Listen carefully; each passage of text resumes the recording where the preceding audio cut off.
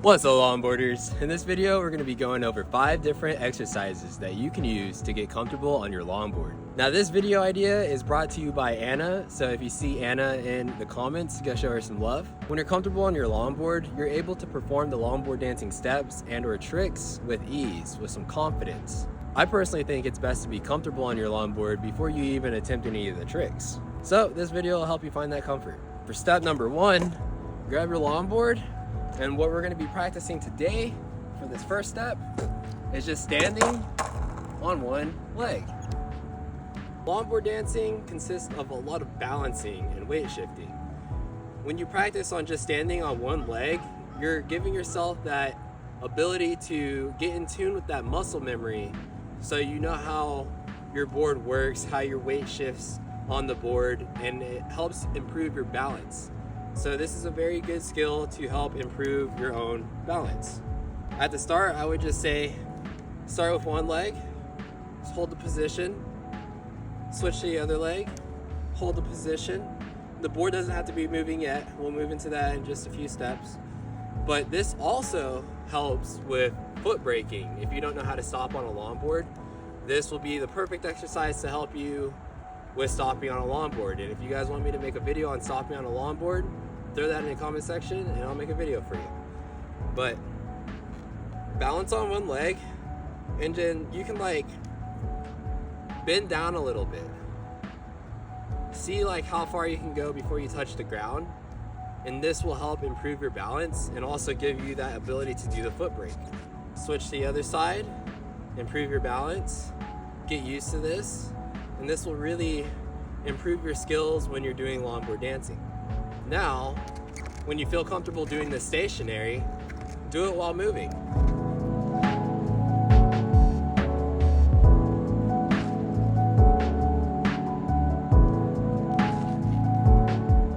Now, it's important to know when you're balancing on one foot, you want to keep your foot flat facing forward like so.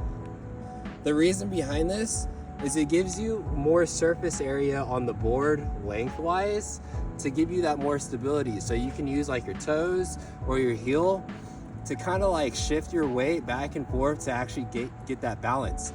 And you have more surface area like up here to control or down here to control.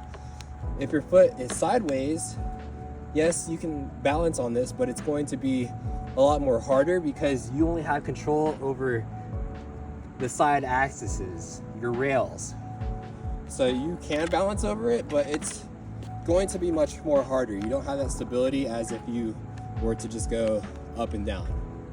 Now for the second exercise, and this is something that I myself probably need to work on a bit more, and this is riding switch, being comfortable riding switch.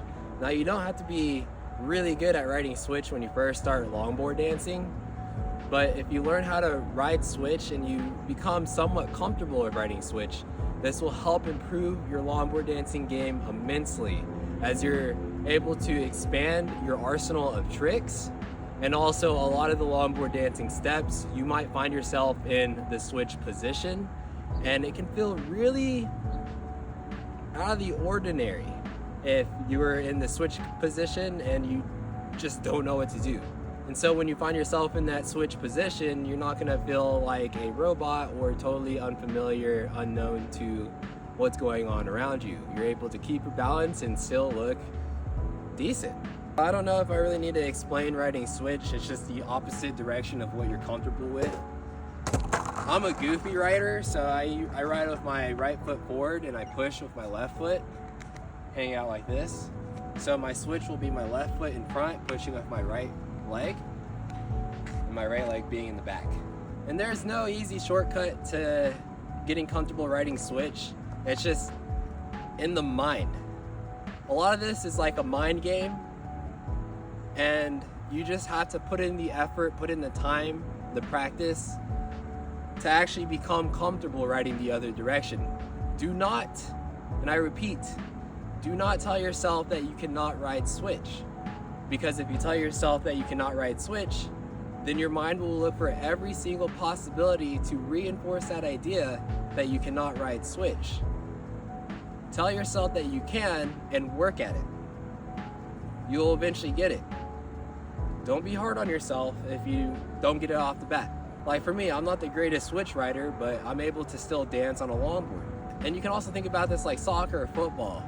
If you're just dominant in your right foot, kicking with your right foot, you're able to also kick with your left foot. It might feel a little bit goofy, but if you put in that practice, you put in that work, you're able to strengthen the muscles, the muscle memory to your left foot, and have a better kick on the ball or have a better throw on a football with either arm. It's just putting in that practice.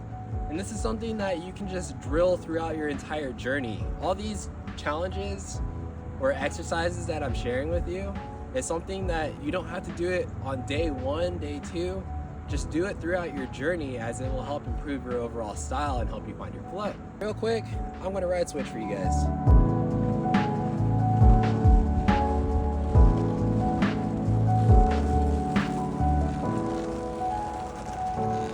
So this next exercise, I don't know if it really has a name to it, so we're gonna call it carve stepping.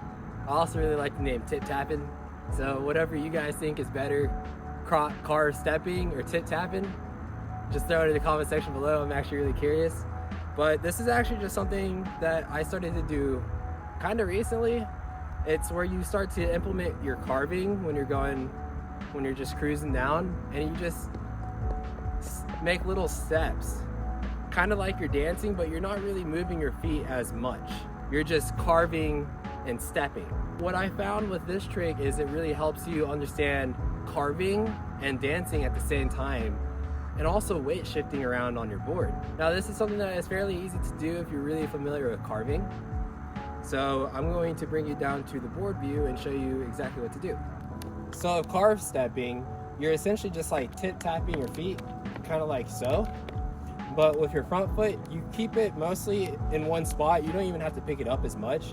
But when you do like move your foot, it's to shift to like either the toe side rail or the heel side rail to help give you those carves. And you're really exaggerating the movement of your back foot as you pick it up and put it onto the heel side rail. And then when you start to shift to the toe side rail, you pick it up and you put it on the toe side rail, really digging you deep into those carves. And to me, it feels like I'm a freaking surfer, but I've never been surfing, so I can't really speak on that. But the movement is mostly just tap heel side, bring up back leg, dig heel side, tap toe side, bring up back leg, dig toe side. And so you're just tap, tap, tap, tap, tap, tap, tap, tap, carving along with the motions.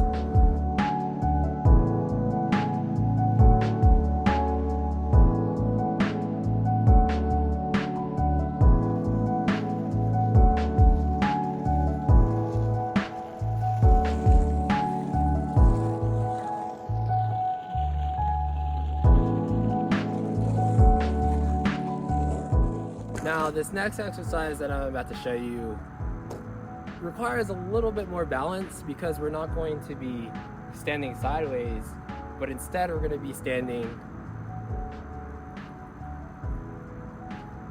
front facing. We're going to be facing forward. And so this one, I like to just call it the shuffle step, as you're just shuffling up and down on your board. And this will help you really kind of like nail in those Peter Pans, as this is very similar to a Peter Pan, except for you're not crossing your legs. But it'll also help you get more comfortable stepping and shuffling across your board top and understanding that weight shift dynamic.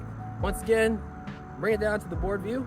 And for the shuffle step, you want to get your feet together like so. And it's kind of similar to the Peter Pan, except for you're sideways. And so get comfortable standing kind of like this. Let's call it the Jesus pose, or the Titanic pose. Anyways, all I want you to do here is just slowly shuffle up and down the board. And this will help you understand like weight shifting, implementing a little bit of carving, and also just getting familiar with moving across the top of your board. Once you're able to do this, start moving with it. Do it while you're moving. And I kind of like to get jiggy with it. So yeah, let's just see it in action.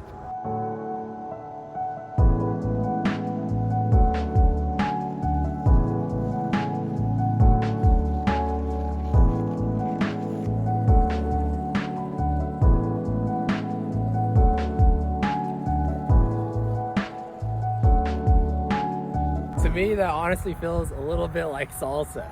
Like I'm doing salsa on the board, yo. And for the fifth exercise that I have that'll help you get comfortable on riding on the longboard is actually grass dancing. Putting your board on the grass and dancing. Now, I figured this out just out of complete boredom. What I like to do is I like to longboard around the city a lot, but sometimes I find myself at the park because I really enjoy going to the park and having those park vibes. When I have my longboard just sitting around chilling, and sometimes there's like a DJ or someone playing music at the park, and it's such a good time, such a vibe. And out of complete boredom, I just have my board on the grass, and I would just practice stepping across the board, being free. Just do anything you want to do. Some tricks might not even translate to longboard dancing, but just doing this and having fun expressing yourself will help you unlock the potential of just being comfortable moving around on your board and trying new things. So we're just gonna step around on the board.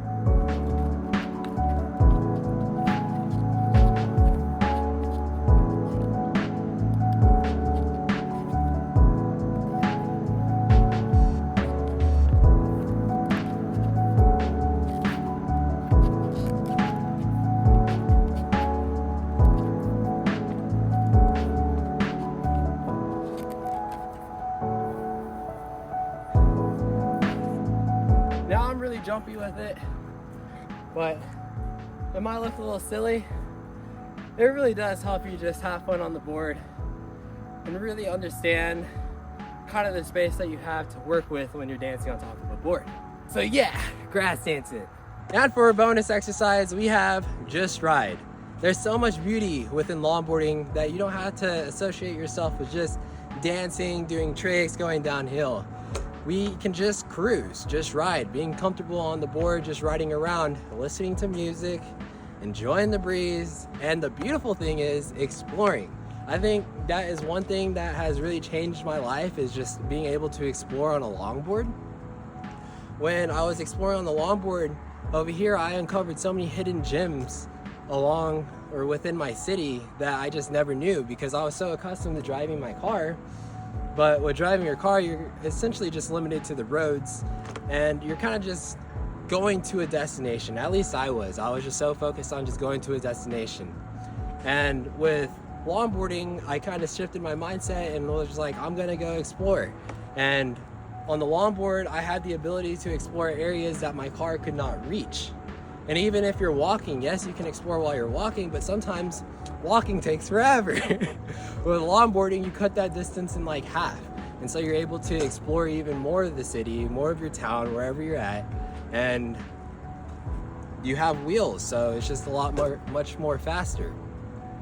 When I started to explore, I felt like a video game character climbing up to an outpost and unlocking so much more of the map. It was so rad.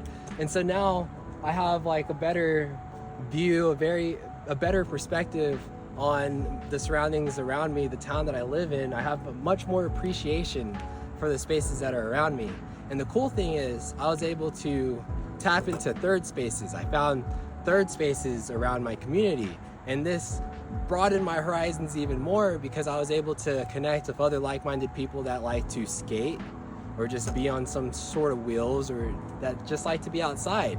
And so it expanded my vision, my view of community and a sense of belonging. So if that's something that you're yearning for in life, is having a community or a sense of belonging, this might be a gateway for you to actually explore and find those connections out in your life, as it has done for me. I think it's very beautiful.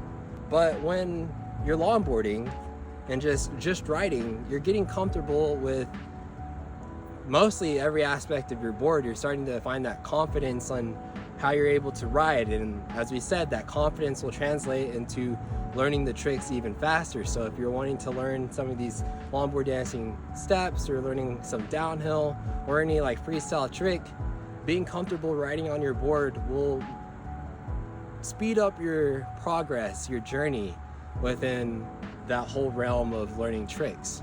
So get out there, go ride, have fun, explore. You're gonna find so many cool skating gyms out there. I guess someone's talking about me. But that is the final exercise that I have for you guys, is just ride. So If you found some value within this video, please let me know in the comment section below. If you guys have any other topics or ideas that you guys want me to talk about within the space of longboarding, leave it down in the comment section below as well. I can make a video over that for you. And if you would like to send us your journey, your progress, send it to us on Instagram at skatori_. We would like to see your progress. Shout out to Anna for the video idea. And I hope you guys have a wonderful journey. If I don't ever see you again, then I wish you a wonderful life. But besides that, stay tuned for the next video. We do have other old skate tutorials in the past. Go check out those videos. But besides that, I've been posting pretty frequently, pretty consistently on a weekly basis. So stay tuned for next week's video, which I don't know what it's going to be just yet, but it's probably going to be a tutorial or something that you guys put in the comment section below. Have a good life.